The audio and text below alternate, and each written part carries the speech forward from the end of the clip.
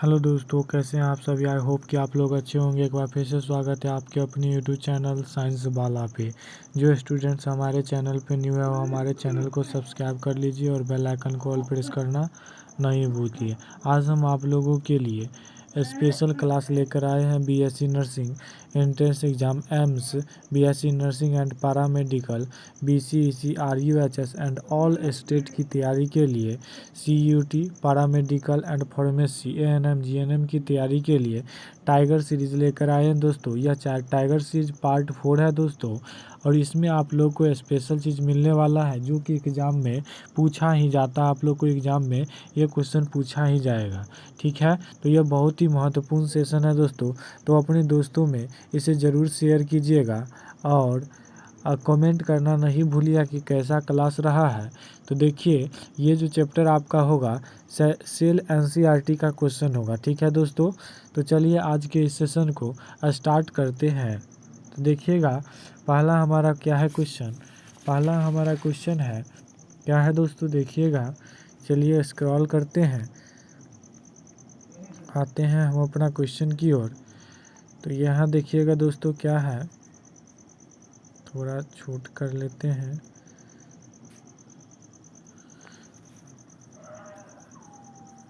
चलिए देखिएगा, यहाँ एनसीईआरटी है दोस्तों। क्या है यहाँ, एनसीईआरटी है। एनसीईआरटी क्वेश्चन है, एग्जाम्पलर क्वेश्चन। तो देखिएगा हमारा पहला क्वेश्चन क्या है।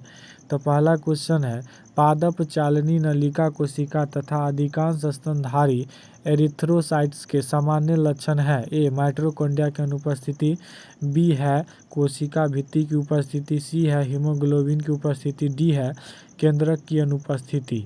तो इसका करेक्ट आंसर हो जाएगा दोस्तों आपका ऑप्शन नंबर ए हो जाएगा। क्या हो जाएगा, ऑप्शन नंबर ए, माइटोकॉन्ड्रिया की अनुपस्थिति, ठीक है।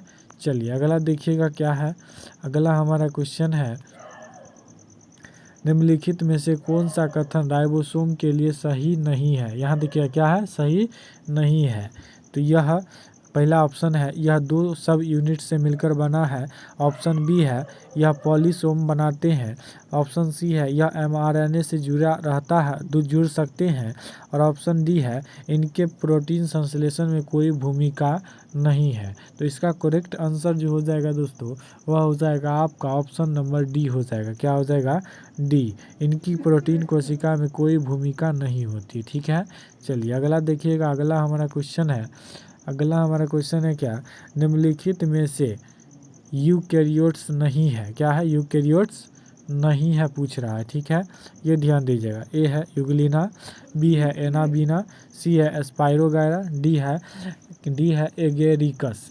तो इसका करेक्ट आंसर हो जाएगा दोस्तों, वह हो जाएगा आपका ऑप्शन नंबर बी, एनाबीना हो जाएगा, ठीक है। चलिए अगला देखिएगा, अगला हमारा क्वेश्चन क्या है।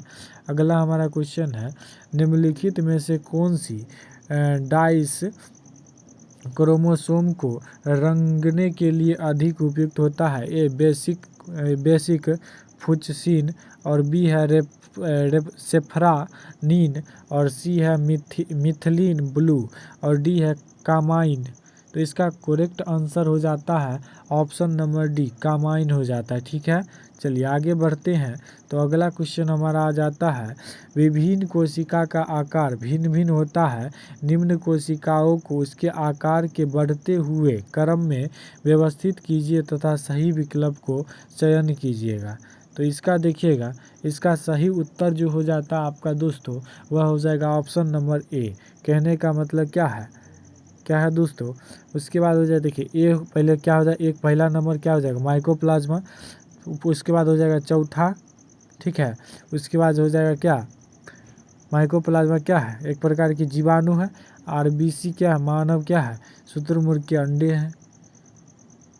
शुतुरमुर्ग के अंडे हैं, लेकिन ये नहीं है दोस्तों। ये क्या है, व्यवस्थित करने के लिए करा, मतलब क्रम में सजाने के लिए। तो पहला क्या हो जाएगा, माइकोप्लाज्मा। दूसरा हो जाएगा जीवाणु। तीसरा हो जाएगा क्या, मानव आरबीसी। और दूसरा क्या हो जाएगा, शुतुरमुर्ग का अंडा। चलिए अगला देखिएगा, अगला हमारा क्वेश्चन क्या है। अगला हमारा क्वेश्चन है, निम्न में से कौन सा लक्षण प्रोकैरियोट्स तथा उनके प्रोकैरियोट्स में समान होता है। ए, क्रोमोसोम की उपस्थिति, बी, कोशिका भित्ति उपस्थिति, और सी है केंद्रकीय झिल्ली उपस्थिति और डी है ऑप्शन नंबर क्या है सब कोशिका अंगों की उपस्थिति। तो इसका करेक्ट आंसर जो हो जाता है दोस्तों वह हो जाएगा आपका ऑप्शन नंबर बी सही हो जाएगा, कोशिका भित्ति की उपस्थिति। ठीक है, चलिए अगला देखिएगा। अगला हमारा क्वेश्चन आ जाता है आपका कौन सा कथन स्रावी कोशिका के लिए सही है, क्या कह रहा है सही है। तो देखिएगा इसका जो ऑप्शन नंबर सही हो जाएगा बी हो जाएगा, रफ एंडोप्लाज्मिक रेटिकुलम जिसको RER कहते हैं, ठीक है, कि कोशिका में आसानी से क्या होता है देखे जाते हैं। चलिए अगला देखिएगा, अगला हमारा टोनोप्लास्ट क्या है। टोनोप्लास्ट क्या है, तो टोनोप्लास्ट क्या है दोस्तों, तो यह है आपका ऑप्शन नंबर सी सही है, पादप कोशिका की रेक्टिका की मेम्ब्रेन बाउंड्री होती है, क्या होती है बाउंड्री। चलिए अगला देखिएगा क्वेश्चन क्या है।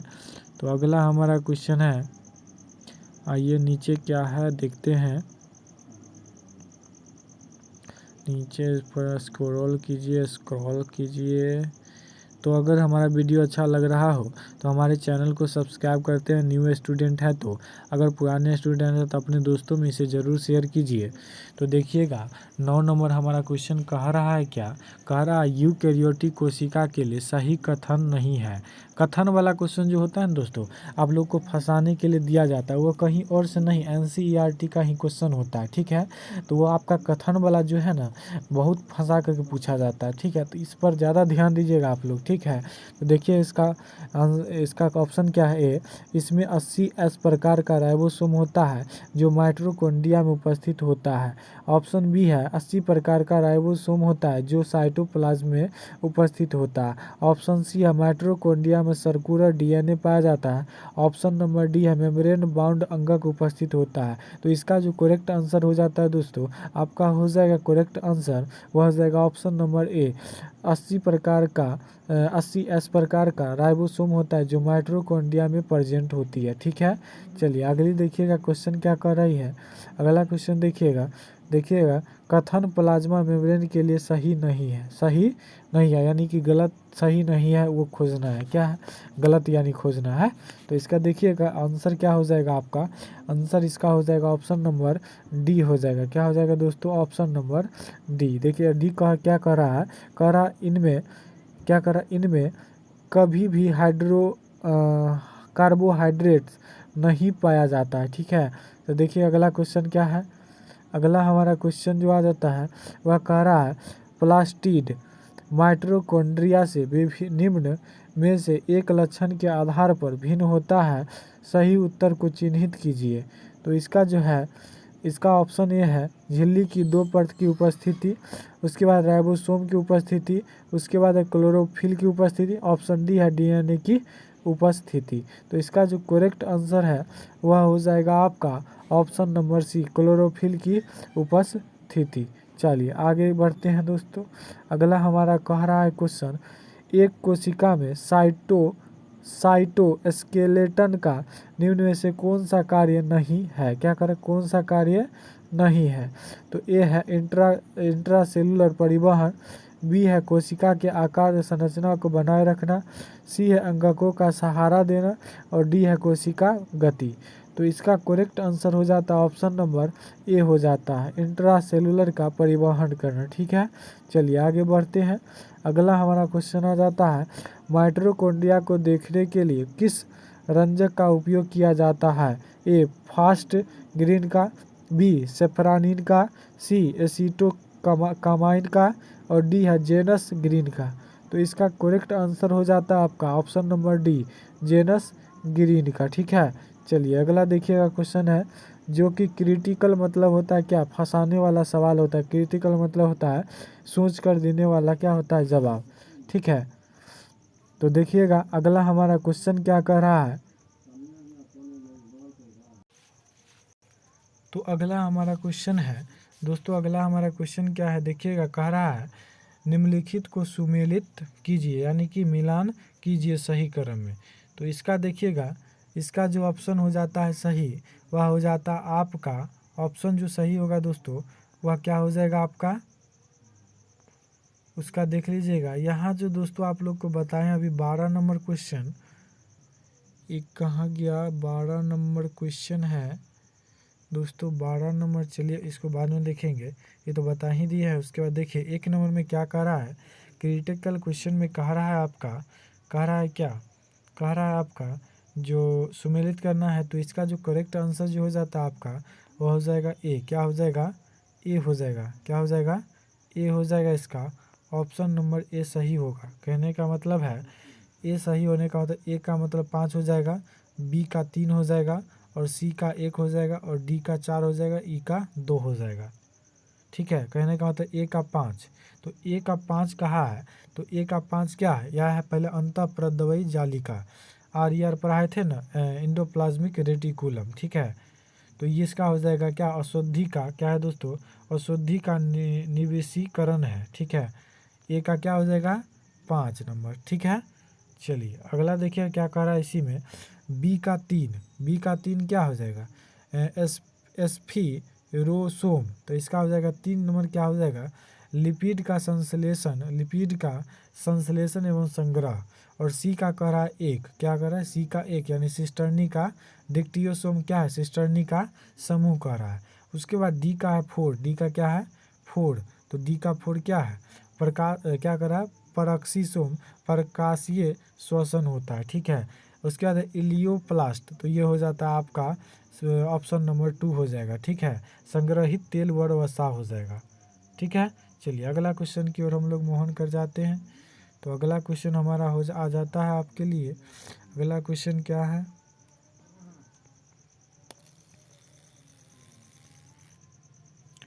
चलिए देख लेते हैं क्या कह रहा है।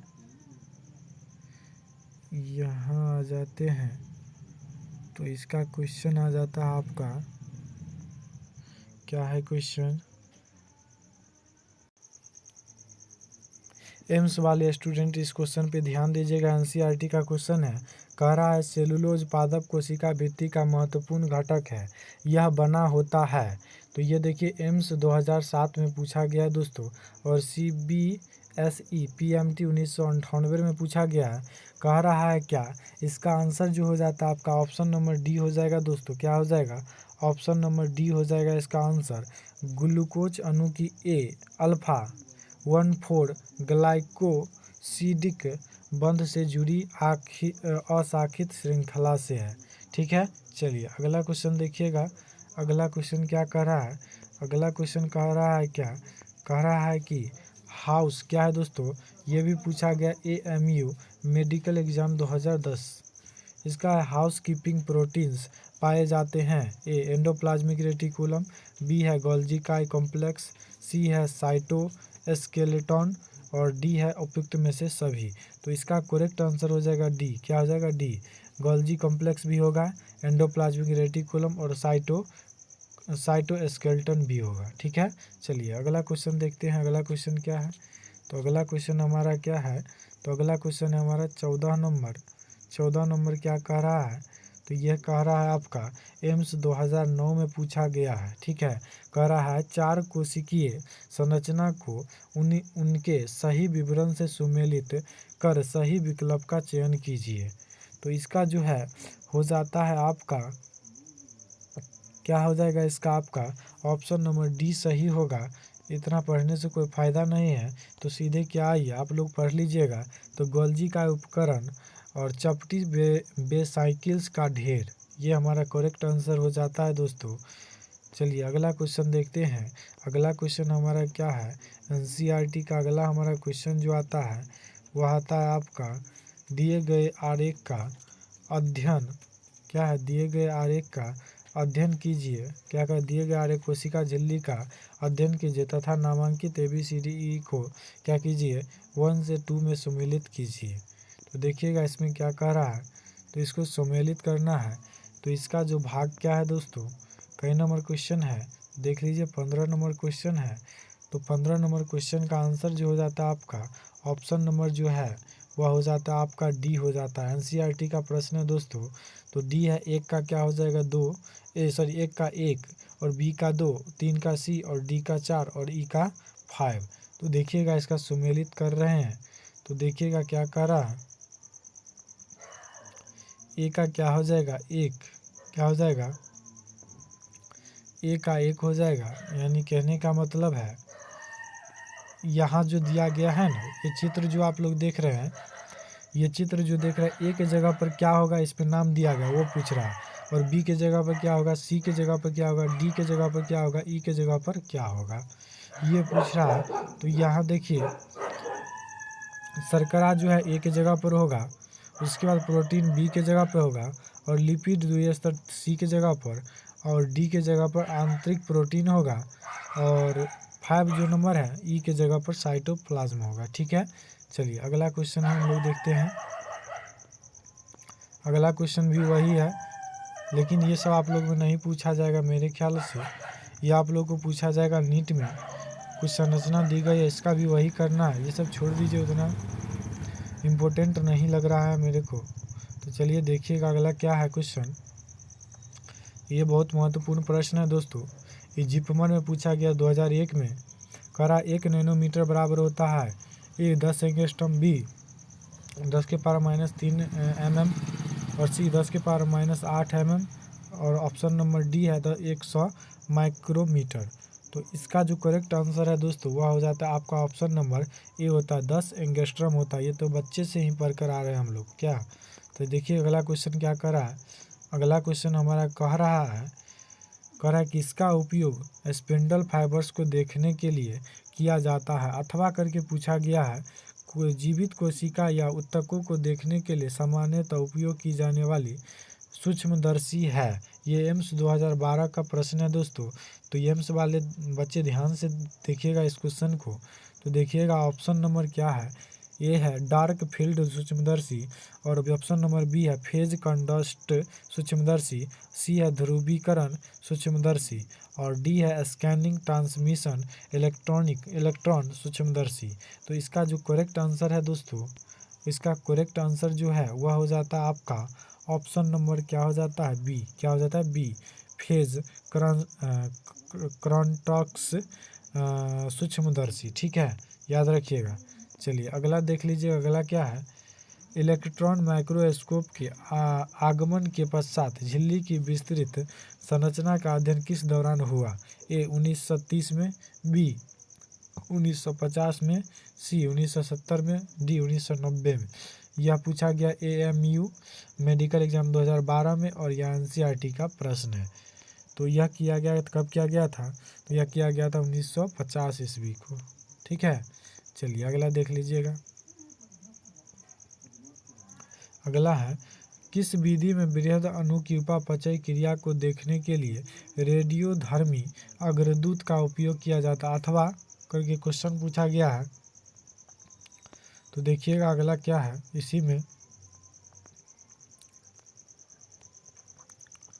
माइक्रोस्कोपी के अलावा निम्न में से किस विधि का उपयोग कोशिका के अध्ययन के लिए किया जाता है। यह BHU 2000 बनारस हिंदू विश्वविद्यालय में 2004 में पूछा गया है।